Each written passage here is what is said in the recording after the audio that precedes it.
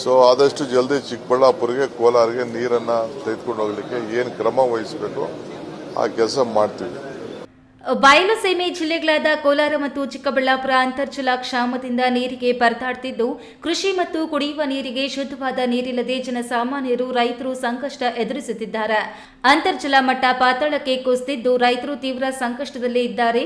ಈ ಹಿನ್ನೆಲೆಯಲ್ಲಿ ಸಂಸದರಾಗಿದ್ದ ಡಾಕ್ಟರ್ ವೀರಪ್ಪ ಮೊಯ್ಲಿರವರ ವಿಶೇಷ ಆಸಕ್ತಿಯಿಂದ 2014ರಲ್ಲಿ ಎತ್ತಿನಹೊಳೆ ಯೋಜನೆಗೆ ಶಂಕುಸ್ಥಾಪನೆ ಮಾಡಿದ್ದು 12 ವರ್ಷಗಳಾದರೂ ಕೂಡ ಈ ಯೋಜನೆ ಪೂರ್ಣಗೊಂಡಿಲ್ಲ.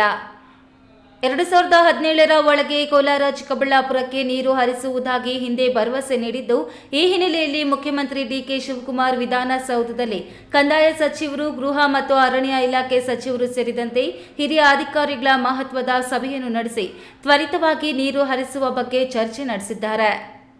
ಕೇಂದ್ರ ಸರ್ಕಾರ ಯೋಜನೆ ಅನುಷ್ಠಾನಕ್ಕೆ ಷರತ್ತಿನ ಅನುಮೋದನೆ ನೀಡಿದ್ದು, ಅದರಂತೆ ಅಗತ್ಯವಿರುವ ಭೂಮಿಯನ್ನು ಹಸ್ತಾಂತರಿಸಲು ಹಾಗೂ ತುಮಕೂರು ಬಳಿ ಭೂಮಿಯನ್ನು ವಶಪಡಿಸಿಕೊಳ್ಳಲು ಹಾಗೂ ಅರಣ್ಯ ಇಲಾಖೆಗೆ 257 ಕೋಟಿ ಪಾವತಿ ಮಾಡಲು ಒಪ್ಪಿಗೆ ಸೂಚಿಸಿದ್ದು, ಶೀಘ್ರದಲ್ಲೇ ಕಾಮಗಾರಿ ಆರಂಭಿಸುವಂತೆ ಗುತ್ತಿಗೆದಾರರಿಗೆ ಸೂಚಿಸಿದ್ದು, ಆದಷ್ಟು ಬೇಗ ಕೋಲಾರ, ಚಿಕ್ಕಬಳ್ಳಾಪುರ ಜಿಲ್ಲೆಗಳಿಗೆ ಎತ್ತಿನಹೊಳೆ ನೀರನ್ನು ಹರಿಸಲಾಗುವುದು ಎಂದು ಮುಖ್ಯಮಂತ್ರಿ ಡಿಕೆ ಶಿವಕುಮಾರ್ ತಿಳಿಸಿರುವುದು ಕೋಲಾರ ಮತ್ತು ಚಿಕ್ಕಬಳ್ಳಾಪುರ ಜಿಲ್ಲೆಯ ಜನರಿಗೆ ಭರವಸೆ ಮೂಡಿಸಿದೆ.